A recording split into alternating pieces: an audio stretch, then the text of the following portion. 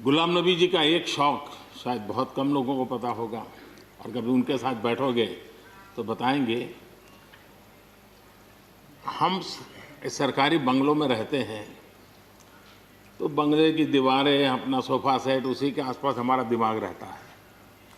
लेकिन गुलाम नबी जी ने उस बंगले में जो बगीचा बनाया है, यानी एक प्रकार से कश्मीर की घाटी की याद दिला दे ऐसा बगीचा बनाया है।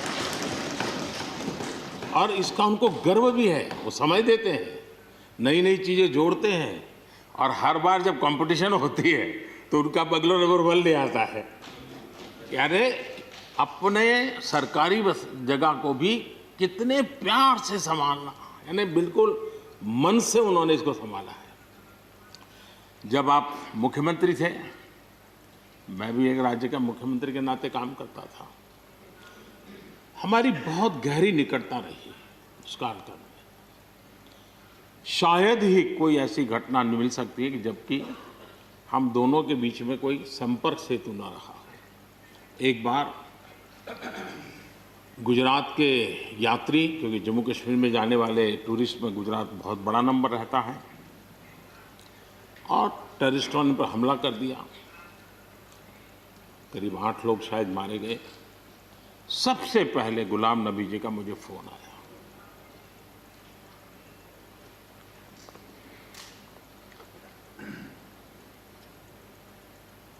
और वो फोन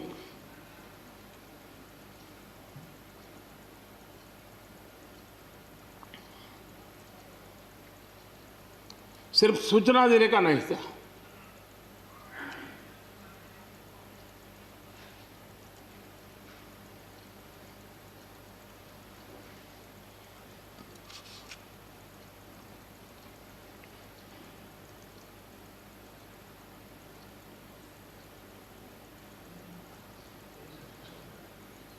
उनके आंसू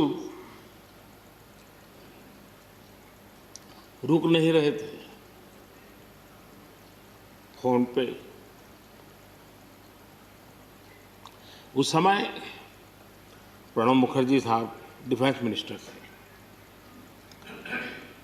मैंने उनको फ़ोन किया, मैंने कहा साहब अगर फोर्स का हवाई जहाज़ मिल जाए डेड बॉडी को लाने के लिए। रात देर हो गई थी। प्रणब मुखर्जी साहब ने कहा आप चिंता मत कीजिए, मैं करता हूँ व्यवस्था। लेकिन रात में फिर गुलाम नबी जी का फोन आया। वे एयरपोर्ट थे,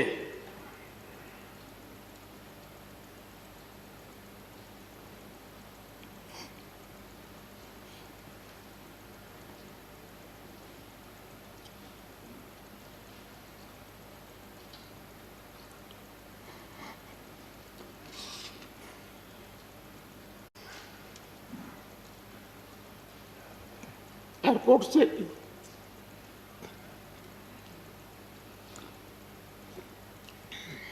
उन्होंने मुझे फोन किया, और जैसे अपने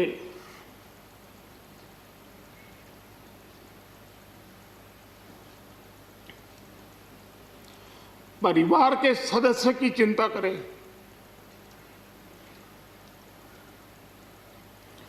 वैसी चिंता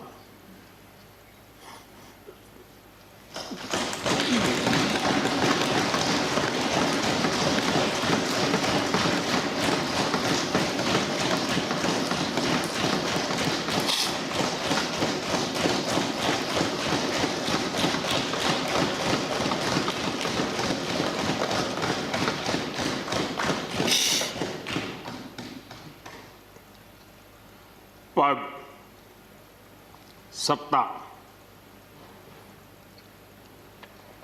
जीवन में आती रहती है, लेकिन उसे कैसे पचाना,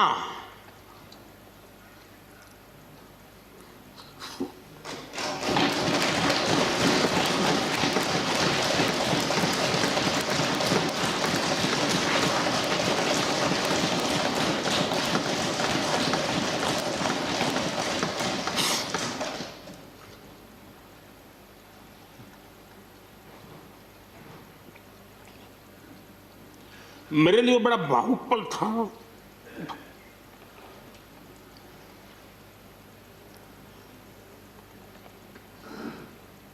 दूसरे दिन सुबह फोन आया कि मोदी जी सब लोग पहुंच गए।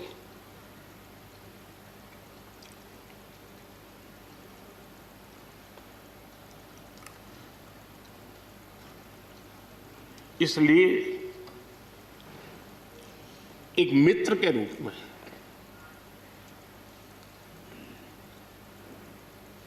गुलाम नबी जी को घटना और अनुभव के आधार पर मैं आदर करता हूं।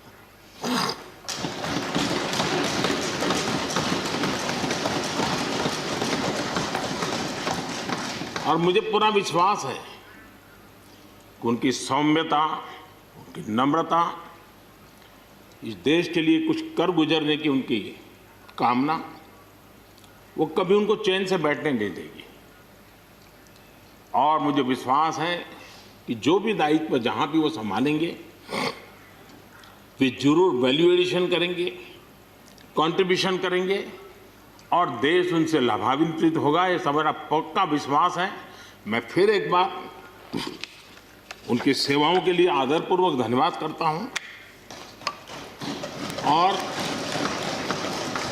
व्यक्तिगत रूप से भी मेरा उनसे आग्रह रहेगा कि मन से मत मानो कि अब आप इस सदन में नहीं हो।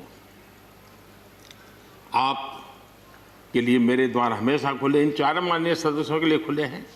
आपके विचार, आपके सुझाव, क्योंकि देश में सब बहुत ज़रूरी होता है।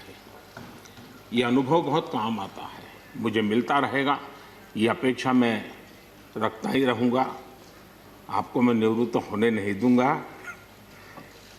फिर एक बार बहुत शुभकामनाएं, धन्यवाद।